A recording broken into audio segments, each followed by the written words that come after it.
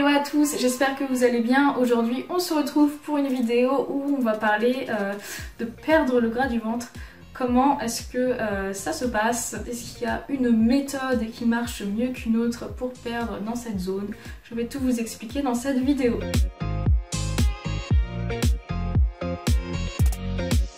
Le gras, qu'il soit stocké sur le ventre, au niveau des cuisses, au niveau des bras, au niveau du visage, etc. Il est arrivé là pour une raison, c'est le surplus énergétique. Qu'est-ce que ça veut dire? Ça veut dire que vous apportez trop d'énergie à votre corps par rapport à l'énergie que vous dépensez. Apporter de l'énergie à son corps, ça veut tout simplement dire manger, voilà. En général, pourquoi est-ce qu'on est en surplus énergétique? C'est parce que on manque d'activité physique, c'est-à-dire qu'on est trop sédentaire la journée, on reste assis toute la journée, au travail, le soir quand on rentre chez soi, on se met dans le canapé, etc. On fait pas de sport, on marche très peu et du coup on dépense très peu d'énergie au quotidien. Mais c'est pas seulement ça qui va générer le surplus énergétique en général, c'est qu'on va trop manger. On va manger une nourriture trop riche, on va grignoter et du coup la balance énergétique n'est pas équilibrée. Et donc le trop plein d'énergie que le corps va recevoir, il va aller le stocker et sa manière de stocker l'énergie, ça va être notamment le gras. Donc le corps stocke l'énergie sous forme de graisse, mais ça je pense que ce n'est pas un secret. Mais le corps peut aussi stocker l'énergie sous forme de glycogène, donc dans les muscles et dans le foie. Voilà, ce sont les deux principaux moyens pour le corps de stocker de l'énergie. Donc si on apporte trop d'énergie au corps et qu'on ne fait pas de sport, on va stocker sous forme de graisse. Voilà. Donc après, pourquoi dans le ventre? Qu'est-ce qui fait qu'on va stocker dans le ventre plus que dans d'autres zones? Ça va être la génétique. Voilà, on n'est pas tous égaux à ce niveau-là. Il y a des gens qui vont beaucoup stocker au niveau du ventre et très peu au niveau des jambes. Donc des gens qui vont se retrouver avec des jambes fines mais une bonne bouée autour du ventre. Il y a d'autres personnes qui vont pas du tout être gras au niveau du ventre mais qui vont avoir des grosses cuisses ou des gros bras. Voilà, en fait on choisit pas du tout les zones où le corps va stocker en priorité. Donc il y a des gens qui ont plus de chances que d'autres. Bon après ça dépend de ce qu'on veut, hein. Les personnes qui vont stocker dans les cuisses vont complexer parce qu'elles ont des grosses cuisses, moi c'était mon cas par exemple.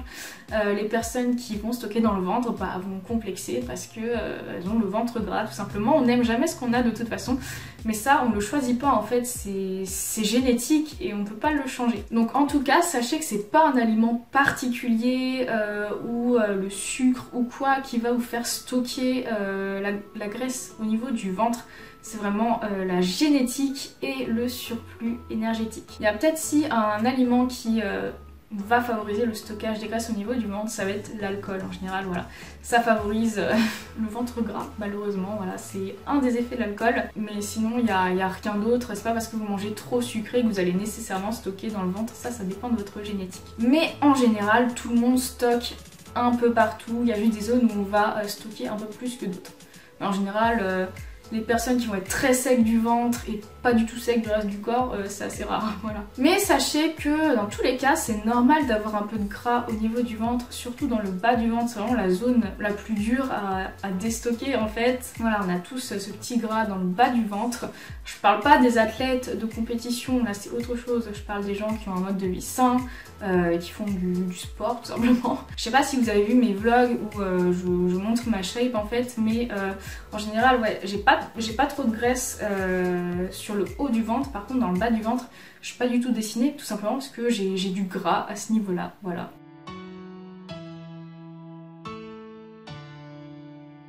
Donc du coup, pour perdre le gras du ventre, quels exercices sont efficaces? Ça c'est une question qu'on me pose beaucoup sur Instagram, je reçois beaucoup de messages suivants. Peux-tu me donner des exercices pour perdre du ventre, pour perdre le gras du ventre, etc. Il n'y a pas d'exercice qui permet de perdre le gras du ventre. Si c'était le cas, on ferait tous cet exercice-là et on aurait tous des abdos visibles, un ventre sec. Voilà, sachez que les exercices d'abdos, parce qu'en général lorsqu'on a du gras au ventre et qu'on veut perdre cette zone, on va se focaliser sur les exercices d'abdos. Sachez que les exercices d'abdos, ça sert à renforcer les muscles abdominaux, donc à se muscler le ventre tout simplement. Et les muscles et la graisse, ce ne sont pas du tout les mêmes tissus. Donc c'est pas parce que vous renforcez vos muscles que la graisse qu'il y a dans cette zone-là va partir en fait. Parce que le gras ne se transforme pas en muscle. tout comme le muscle ne se transforme pas en gras, ce sont deux tissus différents.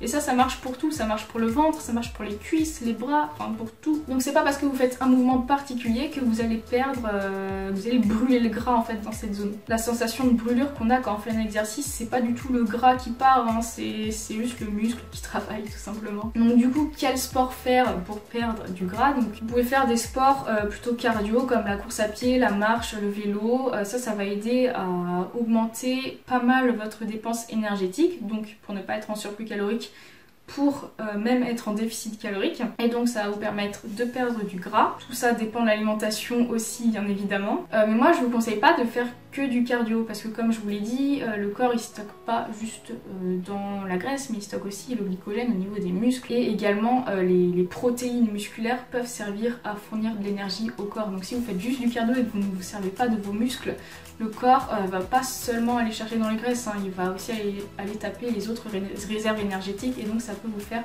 perdre du muscle et moins de gras en fait. Donc je vous conseille vraiment de vous diriger vers la muscu, parce que déjà la muscu, ça, vu que c'est un sport, votre séance de muscu va vous faire perdre aussi des calories, mais la muscu va vous permettre de renforcer vos muscles. Votre corps va comprendre que vos muscles vous en avez besoin parce que vous les utilisez, donc il va plus aller chercher l'énergie dans les graisses que dans les muscles tout simplement. Donc si vous voulez perdre de la graisse en majorité, eh bien il va falloir faire de la muscu.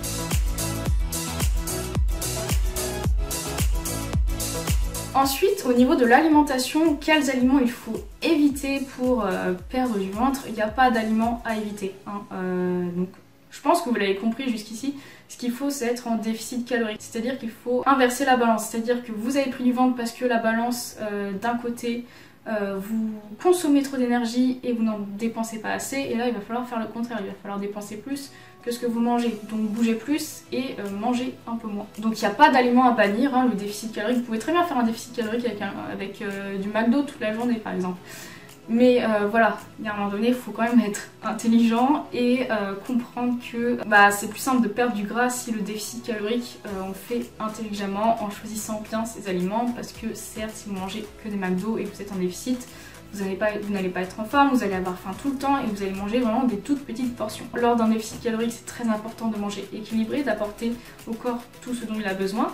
Manger de bonnes portions de légumes, des féculents, très important de ne pas les bannir, protéines et des bonnes matières grasses. Voilà, tout ça va faire que vous allez être en forme, vous allez être en forme pour faire votre sport, vous n'allez pas crever la dalle toute la journée, et petit à petit, voilà, vous allez déstocker votre gras. Autre chose aussi que je ne dis jamais, parce que pour moi c'est évident, mais je préfère le rappeler quand même, il faut être bien hydraté, bien boire toute la journée, au moins 2 litres d'eau quoi, pour vraiment être bien. En plus l'eau ça permet aussi d'avoir moins faim, etc. Voilà, l'hydratation c'est ultra important. Voilà, mais après est-ce qu'il y a un type d'alimentation qui marche mieux que d'autres pour perdre le ventre? Non. Voilà, faut juste être en déficit calorique. Il y en a qui vont dire faut jeûner, il y en a qui vont dire faut manger paléo, etc. Mais en fait, le point commun de toutes ces diètes, c'est qu'elles permettent d'être en déficit énergétique. Donc votre déficit, vous le faites comme vous voulez, vous pouvez le faire avec un jeûne intermittent ou pas par exemple, hein, mais voilà, faut juste être en déficit. Mais il n'y a pas de méthode qui vous permettent de cibler le ventre en particulier.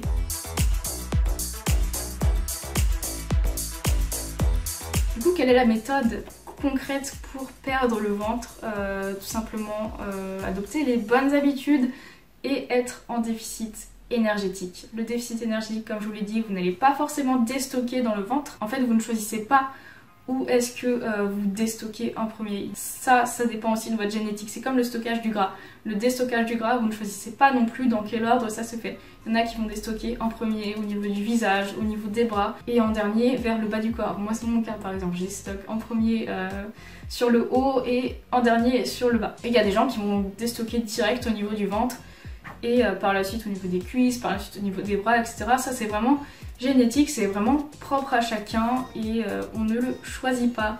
Donc si vous faites partie des gens qui déstockent en dernier au niveau du ventre, il va falloir être encore plus patient malheureusement. Donc la méthode concrètement c'est quoi? Déficit énergétique, avoir une activité physique, faire du sport. Je vous conseille fortement la musculation pour favoriser le déstockage du gras. Il faut bien sûr être régulier dans son alimentation, c'est-à-dire qu'il ne faut pas commencer des régimes et tout de suite arrêter. Et également au niveau du sport, il ne faut pas commencer une semaine, tiens je fais du sport à fond, et la semaine après, oh j'arrête, j'en ai marre, et ensuite je recommence, ensuite j'arrête.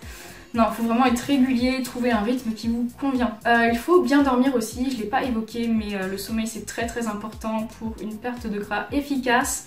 J'ai fait une vidéo à ce sujet d'ailleurs, je vous la mets juste ici si ça vous intéresse. Et surtout, patience, c'est pas en 2 semaines que vous allez voir des résultats.